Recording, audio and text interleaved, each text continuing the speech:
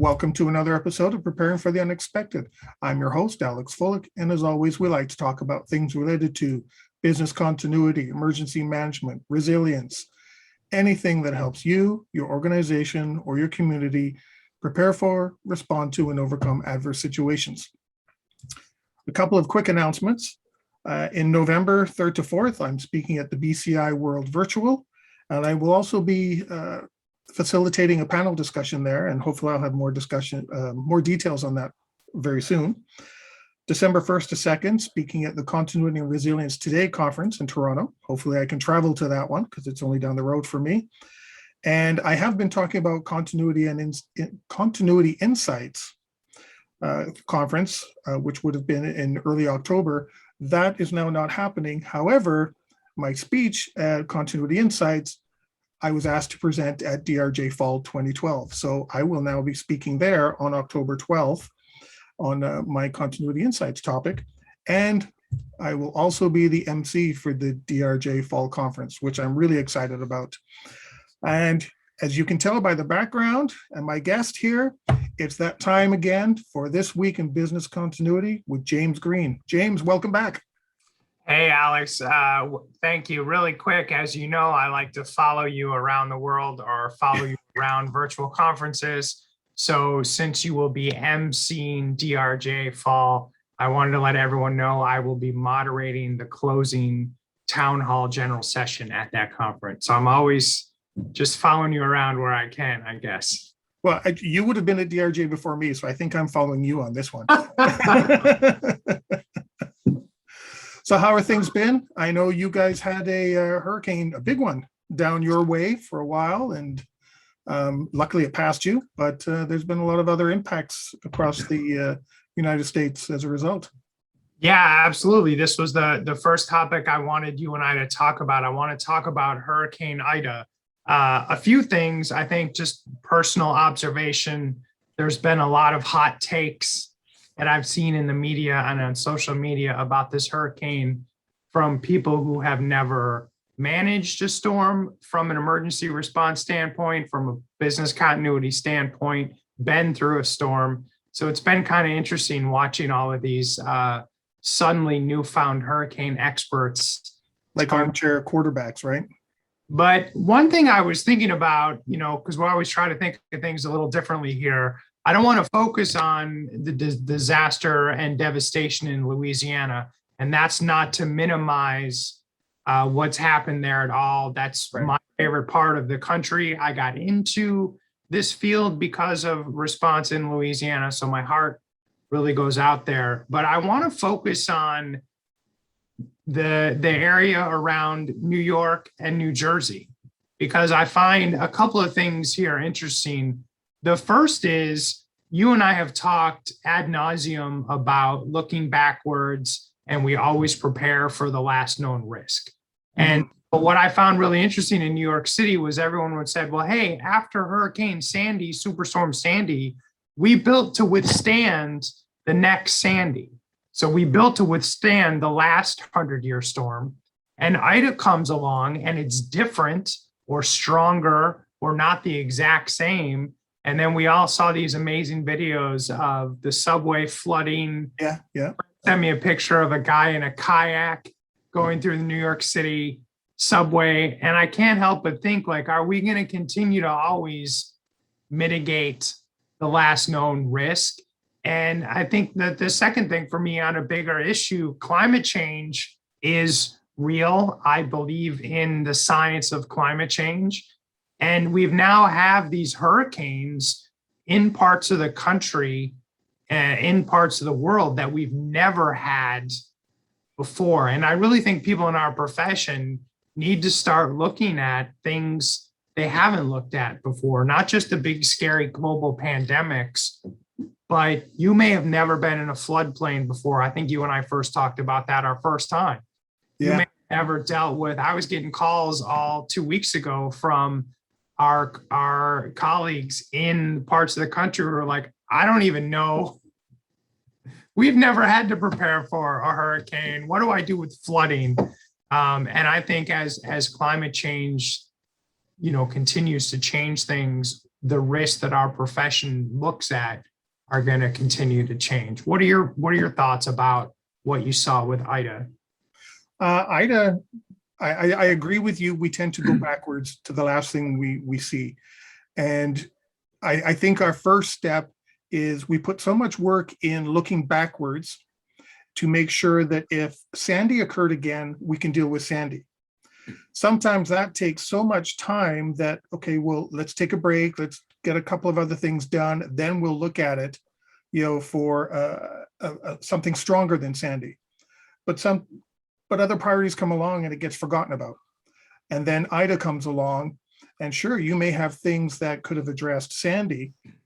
However, you don't have anything that can go beyond Sandy.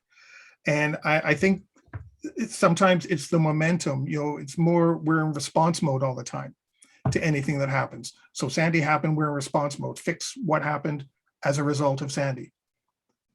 We can't comprehend Ida because Ida hasn't happened yet. We don't know, and especially with places like New York, when you think of hurricanes, you're thinking Florida, Louisiana, Mississippi, Texas, or the Caribbean. You're not thinking big storm up in New York. Not that they don't get them, because obviously they do. And further up, Maine and Nova Scotia and the Atlantic provinces in Canada. But they're not getting the category 4s and 5s and 3s. They're getting tropical storm type stuff. So when something gets up that way, they're not thinking the same way people are thinking down in the coast, in the Caribbean. And I think sometimes, that is a hindrance in itself. As long as they're prepared down there, we're just going to get the tropical storm. And if we get a bad tropical storm, we'll deal with it. Sandy comes along, okay, then we'll put mitigation factors in place to deal with another Sandy. Then Ida comes along and you're not done. It's like you've taken 10 steps back. You're never really staying ahead of the game. You're just walking in step with every disaster, but disasters and storms are always 2 steps ahead of you. So you're always playing catch up. You're never really ahead of the game. At least that's my thought on that part. Yeah, exactly. And I think one pain point that's really becoming immediate in speaking to some organizations in New England is around insurance and business insurance. So I was speaking to a company that they got burned during Sandy and they were worried during Ida because they actually had policies around insurance policies around hurricane. But when Sandy reached New York City, it wasn't a hurricane. When Ida reached New England, it was not a hurricane. And the insurance companies are like, no, you have a policy against hurricane. This is a post-tropical depression, superstorm, whatever you want to call it. And these policies are being denied, which I find, really interesting because insurance is certainly something that mitigates the last known risk by design because it's quantifiable. And so I would encourage our audience, look at those insurance policies. Do they not only match what you need, but I hadn't even thought about it until last week.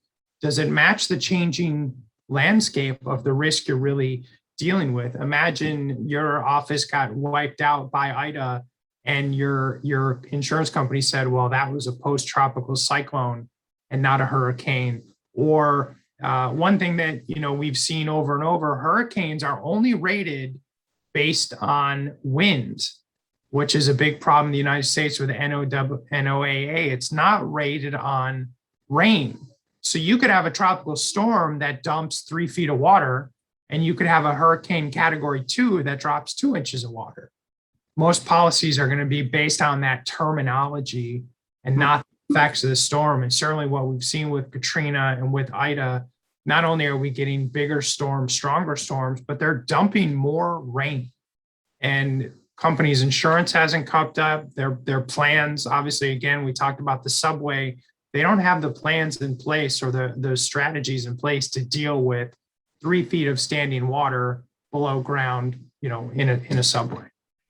I agree. I made a note here because I know we were going to talk about insurance a little bit later, but that's okay. We'll go there now. I've got a feeling that there's going to be pushback towards a lot of these insurance companies based on what's happening, because you brought up the example a little while ago about getting a call from a colleague regarding floods because they're in an area that obviously, doesn't get floods. That's why you got a call.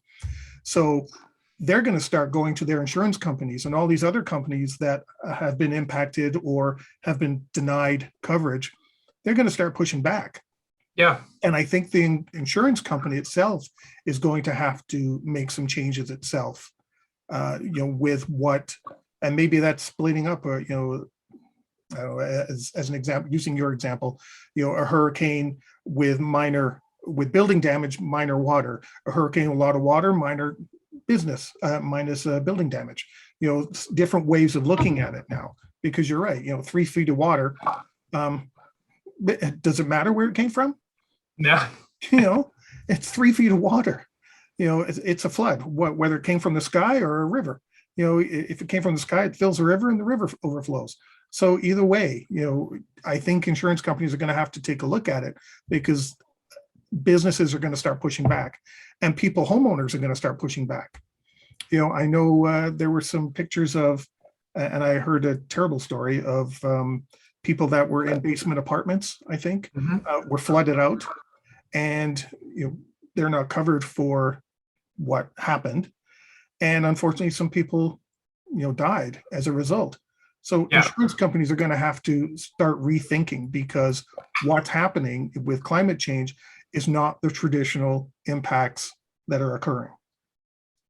Yeah, exactly. So an example that we saw a lot with Hurricane Michael in the panhandle of Florida, if your roof got ripped off and then it rained inside the house, you were covered.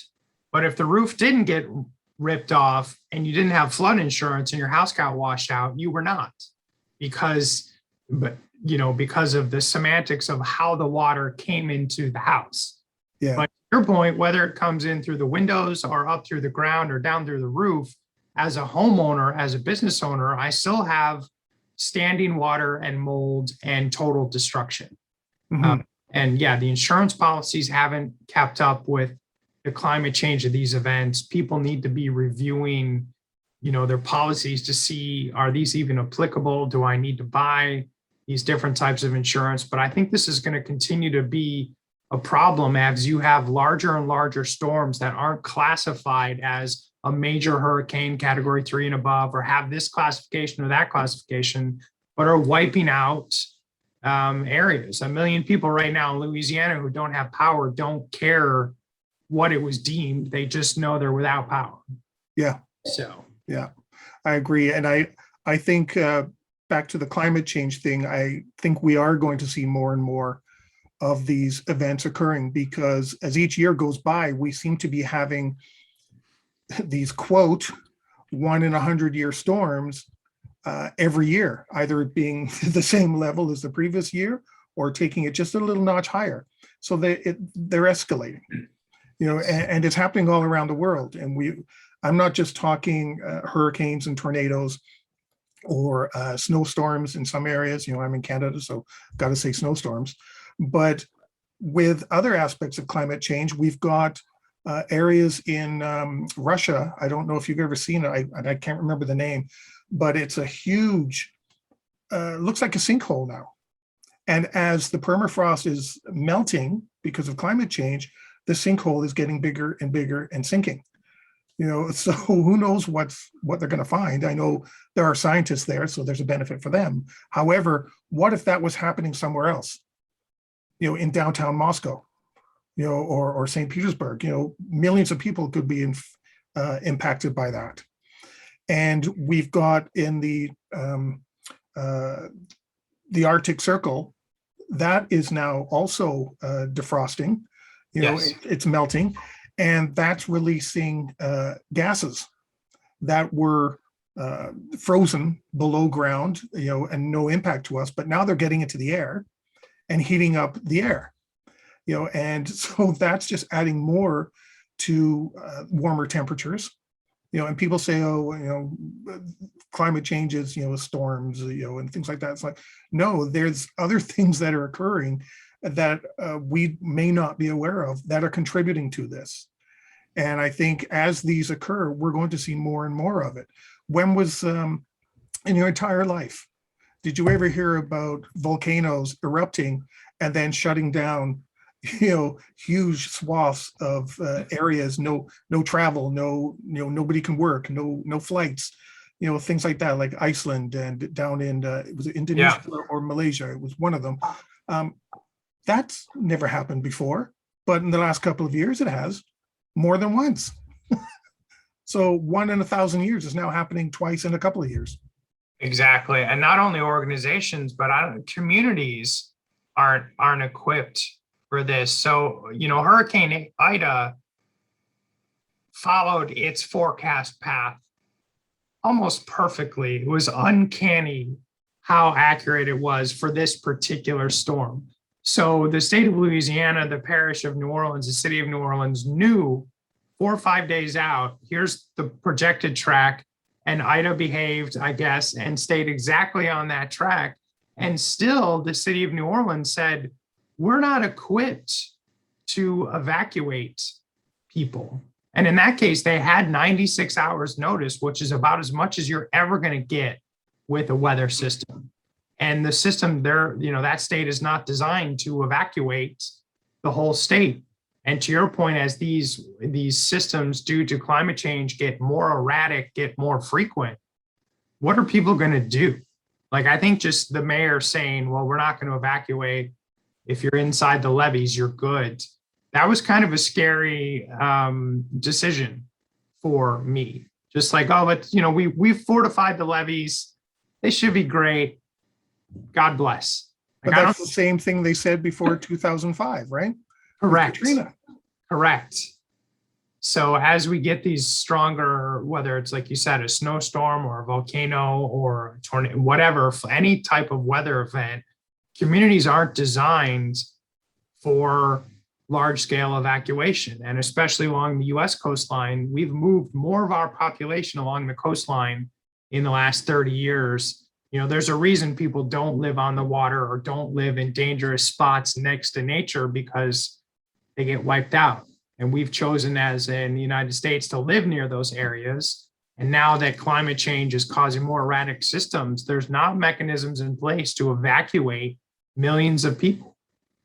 And like I said, Ida concerned me, because if you couldn't evacuate New Orleans with 96 hours notice, you're basically telling me you can never evacuate that city. And that's a very terrifying, there's going to be a lot of death and destruction. Or like I said, you had a first week, 1 million people without power. What are you supposed to do without power for 4, 5, 6 weeks? It's not a realistic situation. Yeah. And what I was also thinking with the New Orleans situation is, if after Katrina, all you're saying the levees are fine, we should be fine. If you live here, you'll be okay. Well, that's what you said in 2005, and it wasn't. And now you've got, as you said, 96 hours early warning notice, and you say you can't evacuate. And I think there was a report somewhere that we would cause panic or something.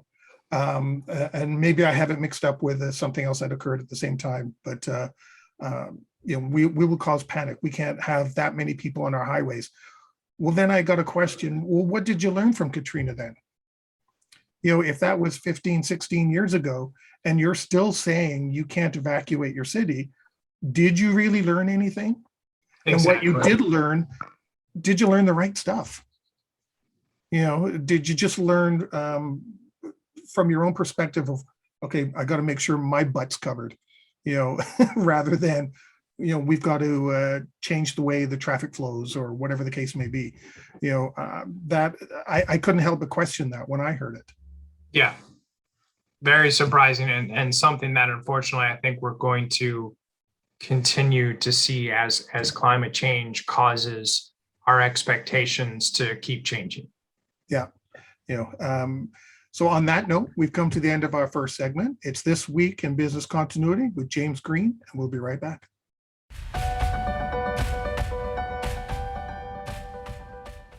Welcome back. This Week in Business Continuity with James Green. James, let's start off with an interesting experience you just had regarding supply chain management. Why don't you tell us about your happy story? Absolutely. So as you know, supply chain has been one of my hot buttons for a year and a half, and I talk about it a lot and how it relates to business continuity. So a week or two weeks ago, a couple of weeks ago, I noticed that as my dishwasher was running through its cycle, there was water just shooting out onto the ground of the kitchen, which seemed like a bad idea. So I call in a plumber and he says, your flux capacitor is broken. I don't know plumbing, and we need to replace it, and we can order a part. And I was like, okay, fine, that makes sense. So first thing that happens, the part's on back order for months. And then they say, okay, we can get it, but because of the shrinking labor pool and this, that, and the other, the cost to fix and repair your washing machine, your dishwasher, excuse me, is going to be like 80% of the cost of a new one.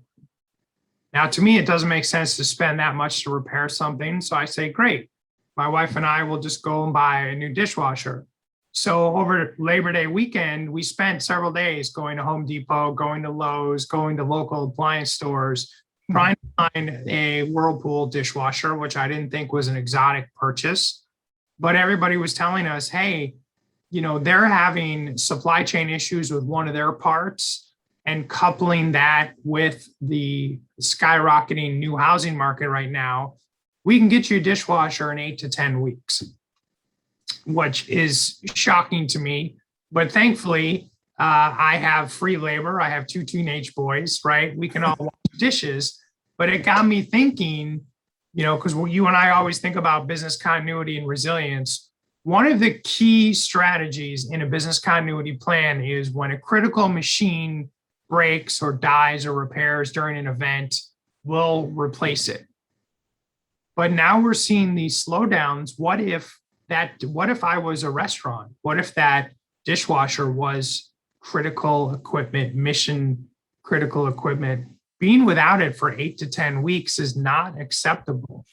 And I started to think, and I wanted to get your take on, when we have, classical business continuity that you and I have done for years and years and years, is that key equipment breaks, you need laptops, you just go buy more off the shelf.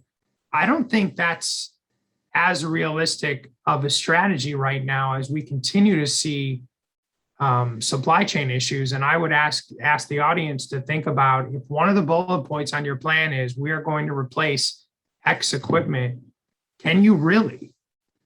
It shouldn't be. Dishwashers are rather mundane, high production, low value item. I can't find one. So now what if you have a specialized micker printer or some type of tooling equipment? I think companies are going to have small business continuity issues again, like a little fire or a small flood. And now they're going to be out for 2-3 months because of equipment. Yeah, I agree. I remember working for a company. I won't mention them, but we printed checks, let's say. So we had our big check printers, and I mean, these things were massive, just massive. And there was a big row of them, in the operation center, constantly running. But they also had a little check manual printer as a contingency. They would exactly run 24/7, okay, hit print and we'll just keep feeding it, over and over again. And because there was no way they could have a whole set of these items not working. If one went down, the hours automatically on the other machines adjusted, and the schedules of people adjusted as well. Because, okay, that one comes down, it does 10,000 checks a day, whatever. Now that is going to be spread over these other 3 printers, and that's going to be an extra hour each printer. So the people who manage that, you're all working an extra hour, while that printer, and it was just automatic. They had it done that way. However, you mentioned, going to buy extra laptops. That's not easy anymore because a lot of stores don't have all that supply now, because they're pushing people online, go online and shop, social distance, et cetera, et cetera. And because people are working at home, it makes it even harder now. Well, what's really wrong with your laptop? Do you need a new one? Or, or did you spill coffee on it? Or do you just not like it? Because nobody now can actually be there to look and say, oh, well, here's why this key combination you did by accident, you gave yourself a blue screen of death. It's don't have it plugged in. Exactly. yeah, things like that. So I think it's going to be a lot more difficult trying to replace some of these items in the supply chain. And to go a bit further, and I think we touched on this before as well, that if you are trying to replace a part, you want to know your full supply chain.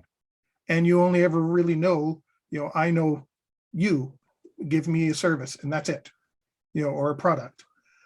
But I have no idea that you get that from 10 other people. And if one of them has a problem, I've got a problem with you. And well, I don't care, James, that Sally, who gives you that part, you're having issues. You're supposed to be making sure that my company gets what it needs.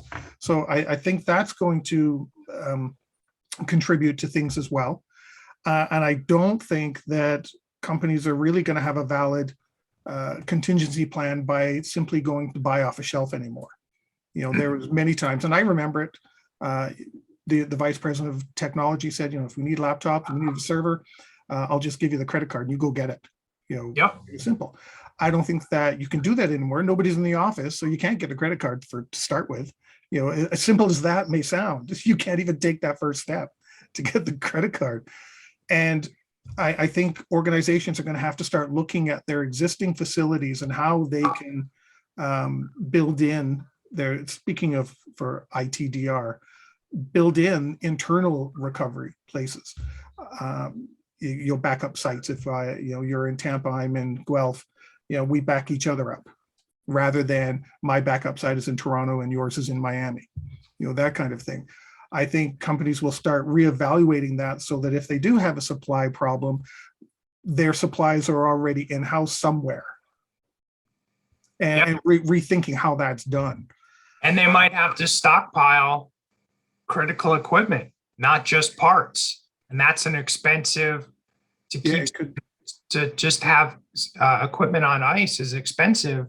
But again, going back to if I was a restaurant and my dishwasher machine is out for 10 weeks, I mean, that's a problem. You're out of business. Yeah. And I can say that because I worked in the hospitality industry for 10 years. And if the dishwasher didn't work, you were stuck. Correct. Because you could not wash dishes fast enough. Yeah. And the kitchen needs different, plates that they cook on and utensils and things like that, and eating utensils. And you've got one poor guy and there's just no way they can't keep up. You can't do it. You're out of business. Yeah. And we've had situations. I've got quite a few stories from my hospitality days, actually. But I do remember on a big convection oven, I mean, the ones with the big doors open up, the pilot light went out. So we couldn't, anything on our menu that went in that oven, we had to tell our service that's off the menu. But they really want it. We can't cook it. Plain and simple. We can't cook it.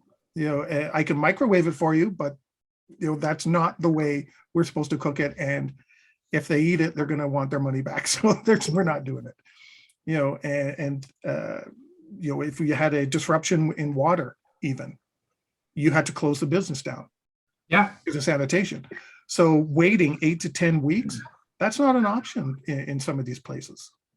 If I have a laptop and it breaks down and I need a new one, I can't wait 8 to 10 weeks. My employer can't wait 8 to 10 weeks for me to get that replaced.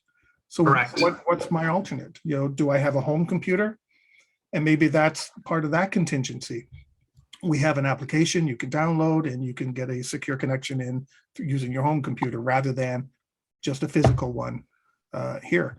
But then that brings other issues along as well, privacy and security and other things. So you might fix one thing, but you're opening up a can of worms on the other side. Another. Yeah. And that's why I really think supply chain is going to become a bigger and bigger impact to business continuity because of events like this, because of either vendors having their own issues or not being able to get critical equipment. It just seems to keep creeping in. Like the fact that you and I are talking about a dishwasher during our podcast tells you how strange things have gotten. Yeah. So, well, I'm just going to add, you had a dishwasher problem. I had a fridge problem. the door on my fridge after a few years started to go off to the side. Okay. One of the pins wasn't put in properly at the top, and it was eating into the bracket that's supposed to keep it straight. So it was off to its side. And it took me 6 months to get a new door because of all the various supply chains and factories that were closed. And when they could build it, they couldn't ship it because they didn't have enough people to ship the product. And so I waited 6 months. I just put an Allen key in there so that it wouldn't deteriorate anymore. And that's how I kept my fridge working. So I love the ingenuity. Yeah. Yeah, I think I agree with you. I think supply chain is going to get a lot bigger and of an issue. And perhaps what it might do is get some people really thinking, not just outside of the box, but outside of the room the box is sitting in, some really new inventive ways. And maybe it's not looking far for some of these suppliers. Maybe it's rather looking local. They have a better chance to create partnerships than rather, Guelph making a partnership with Tampa. Exactly. So that might come out of it as well. So now that we've shared our dishwasher and fridge stories, our next topic we're going to talk about is fake COVID vaccine documents. Yeah, that's a hot topic right now.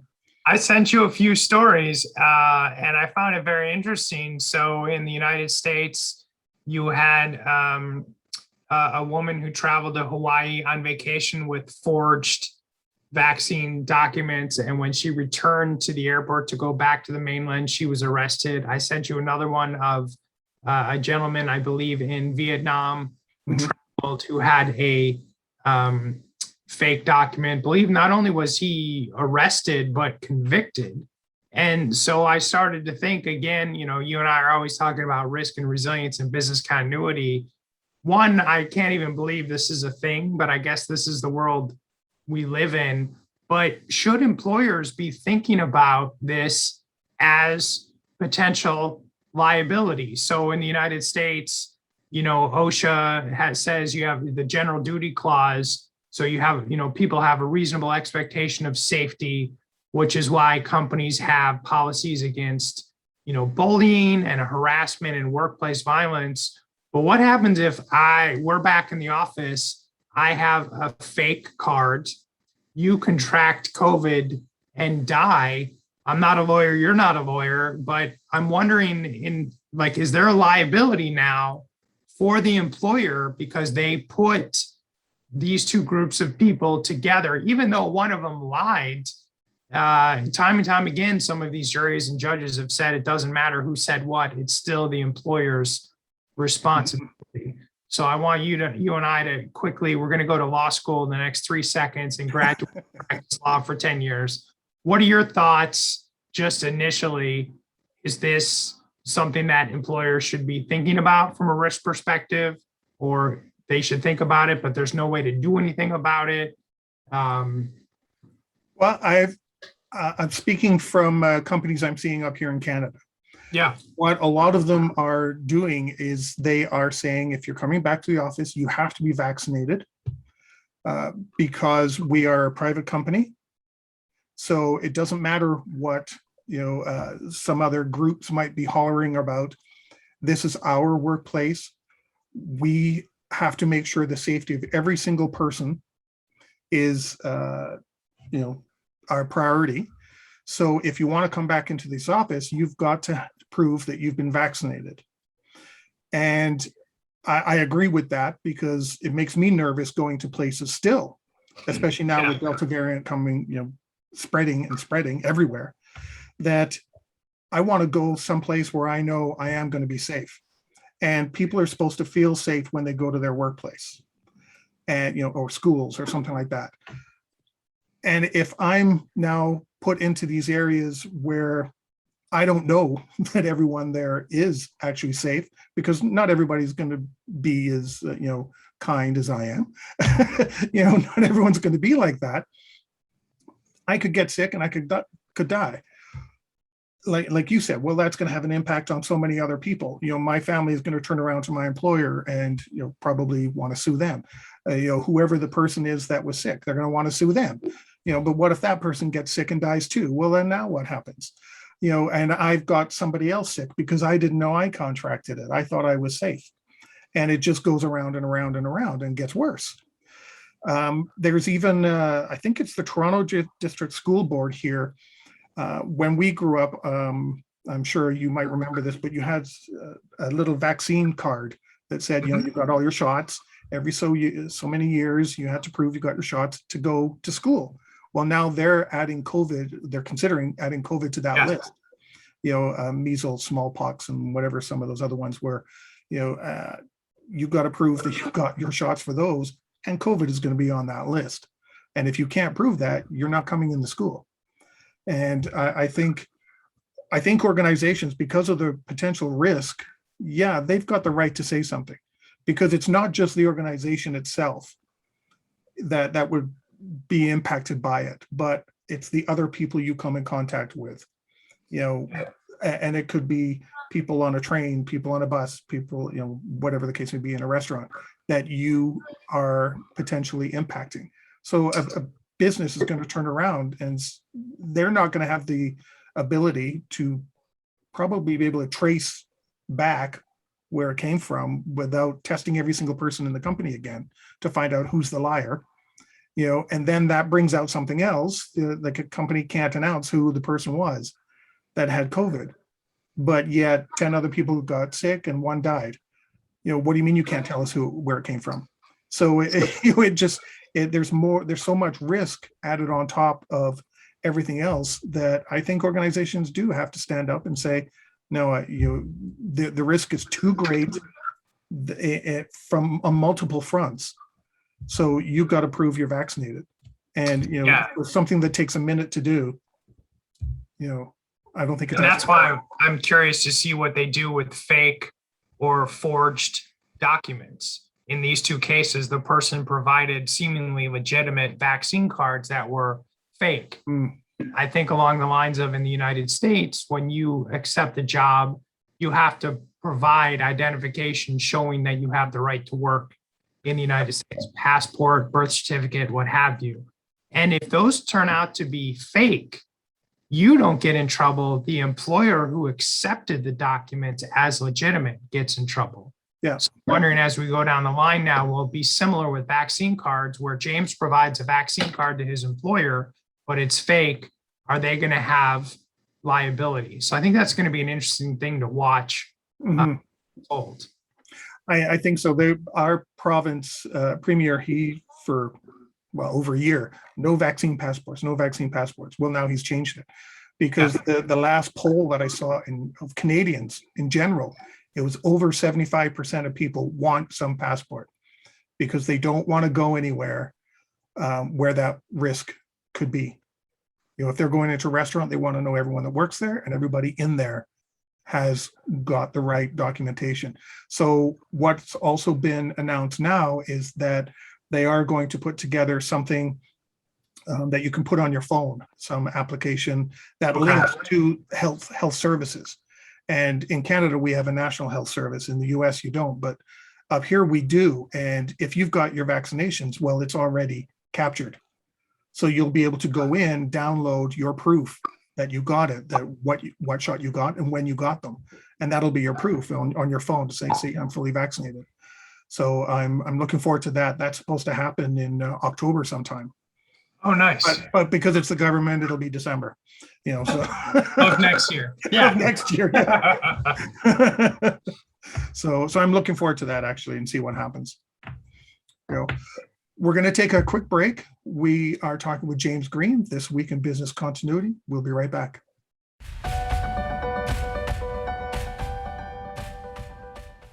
Welcome back. This week in business continuity with James Green. James, now you sent me an interesting piece of information here. I'm not even going to steal your thunder. Why don't you talk about what this was? Yeah, absolutely. So for everyone, I sent Alex an advanced copy of a press release that will be coming out this week announcing the formation of the Resilience Think Tank. Myself and 5 other people launched this group this week I guess we've been a working group for a while, and we decided to kind of formalize it. And we've got people from all over the United States, Canada, and Europe, very diverse experience, backgrounds. And we're really just kind of focusing on, we want to provide guidance and research to the risk and resilience industry. There are a lot of organizations in our industry that do amazing work. We're not competing with any of them. We're not disparaging any of them, but we really thought, we need an honest, just think tank, or a group of people that can spend some time doing some research, publishing information for, those of us in our profession that need that work. So I've got a phenomenal group of people who are my co-founders, Mark Hoffman, who in Toronto, Ashley Guzman and Lisa Jones in the United States, and Andreas Bryant and Melina Maneva in the United Kingdom. We're starting this week with some publications for the BCI. I think we've already pushed out some papers. We'll be doing a webinar for them, as well as some other speaking engagements and research in the future. So will this come with like a website and a way to contact you, and will that come a little later? Yeah, absolutely. We're going to have social media and a website and traditional media, and we'll have more information on all of that going forward. Yep. Well, great. Well, congratulations. I look forward to hearing and reading what you guys put out, and obviously maybe you can bring some of that information here as well. Of course. We can help promote the think tank as well. I'm really excited about it, the Resilience Think Tank. And was just out of curiosity, was it developed as a result of anything that may have occurred or not occurred, or was it? Yeah, so this was Mark Hoffman's brainchild. So when he won the BCI award this year for Continuity and Resilient Consultant of the Americas, in his acceptance speech, he said he was looking for more meaningful ways to give back to the industry. And he and I and the other co-founders of the think tank started talking initially just to share ideas and kind of just talk behind closed doors about what we're seeing, what's working, what's not working. And the group just kind of really meshed that we said, hey, we should do this in a public way. And Mark said, well, I've been looking for a public way to give back. And that led to the founding of our think tank. So can we look forward to training sessions and things like that too? Webinars? I'm sure. Yeah. Am I jumping way ahead here? No, we have a webinar scheduled. It will be announced. We're partnering with the BCI as a platform and a partner for that webinar. But yeah, we've already got, I think, one published paper this week, another in the pipeline, and a few webinars. Great. Well, congratulations to you, Mark, and everybody else on the team. I look forward to reading and hearing some great things from you guys. Well, we'll be talking to you because you are a voluminous reader and writer. So I'm sure we'll be asking you your thoughts on a few things. Oh yeah, I love to read. That's for sure. I'll read anything anyone puts in front of me. So speaking of which, what are you reading lately?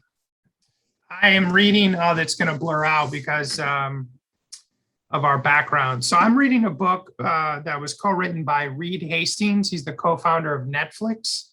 It's called No Rules Rules, Netflix and the Culture of Reinvention. And it's all about how he built his company culture to be as successful as it is. And it's everything you would think in business. It's very counterintuitive. So some of it is starting to, happen in the culture of no PTO policy, no accumulating or recording your PTO. But he takes things steps farther in terms of there is no travel and expense policy. He asks everyone, you spend the money, the company's money, as if it's your own. Their policies, someone's going to make a mistake, someone's going to do something stupid. They then don't put in punitive policies for the rest of the companies. He really believes in trusting people, in accumulating a great wealth of talent, and compensating people at the top of their market to keep them. So there's all kinds of counterintuitive philosophies. The company encourages people, for example, to go out and interview so that they know what their true market worth is. And if they're a rock star, Netflix will match it because they want to keep their rock stars. So it's a quick read. I'm halfway through it. Started it about a week ago. My wife recommended it to me, and it's been very interesting. Oh, good. I will check out that one because we're always reading some interesting books. I do like the letting people kind of spend their money as if it's theirs, because obviously we're much more Scrooge-like with our own money than we are with other people's. Right? Yeah, so. And one of the studies showed that when you spend your money, you're actually going to spend less. But they use an example: if you have a per diem for travel, most people will spend right up to that per diem. But if you think of it as your money, you're going to not, maybe get that second lobster tail and a giant bottle of wine. Yeah, it's interesting, a different way of thinking. I always remember reading Marcus Buckingham about play to your strengths, but every time you go to an interview, people ask, well, what are your weaknesses? Or you have a performance review, what do you say your weaknesses are? Or they tell you what your weaknesses are. Well, how come nobody ever acknowledges my strengths? Exactly. It's kind of odd. So it's interesting. I might pick that book up. No rules. Yeah, no rules. No rules. Netflix and the culture of reinvention. I'll have to check that out. For me, I'm not sure if I mentioned it last month, but I did formally announce the release of my new book, Planning and Performing the Business Impact Assessment. I did a lot of reading over the last little while. I've read Warning Signs, which is Identifying School Shooters Before They Strike by Dr. Peter Langman. He's actually going to be a guest on the show. Nice. I'm talking with him later this week. So that's a good book. Tonight, I will be finishing this fantasy novel, High Fire. So that's a good one, dragons and everything in there. And the next book I'm going to start after I finish the High Fire book is one you recommended last month, Disasterology. I took a look through on the weekend and read a few paragraphs here and there and went, I think this might be interesting. So we'll see, and maybe I'll reach out to Dr. Samantha Montano and see if we can get her to talk and be on the show. Fantastic. Yeah, absolutely. So, and I'm talking to your friend Molly McPherson soon as well. Oh, excellent. Her book is fantastic as well. So yeah, so I like this part of sharing books, what we're reading, because there's all kinds of information to share, in that respect as well. James, do you have any final thoughts or comments you'd like to share with us? No, I'm going to try and keep us under an hour today for the first time in a while, I think. Yeah, actually, we will be under an hour for probably the first time. Well, James, as always, it's a pleasure, and congratulations once again on the think tank. I'm looking forward to hearing and seeing some great things come out of that. Thanks, Alex. And until next month, I'm sure a couple of things might happen in between there and now, and maybe we'll see where we are with regards to, conferences and the Delta variant, and hopefully we'll be able to share maybe good news at some point. So exactly. And to everybody watching, stay prepared, everybody. If you liked that video, thumbs up. If you didn't like that video, thumbs down. But leave a message and let me know what your thoughts are. If you'd like to be a guest on the show to talk about something related to business continuity, disaster management, COVID, personal well-being, anything that's relatable to those subjects, you can reach me through my LinkedIn profile, which is in the video description. And of course, don't forget to subscribe. In the meantime, stay prepared, everybody.